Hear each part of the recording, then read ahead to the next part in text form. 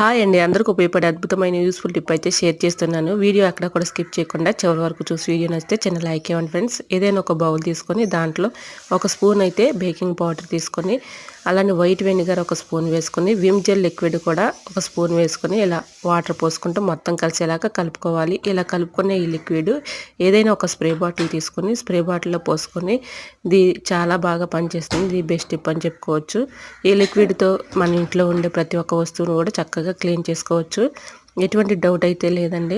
100% result అనేది ఉంటుంది. ఇలా స్ప్రే బాటిల్‌లో పోసుకున్నాం కదండీ!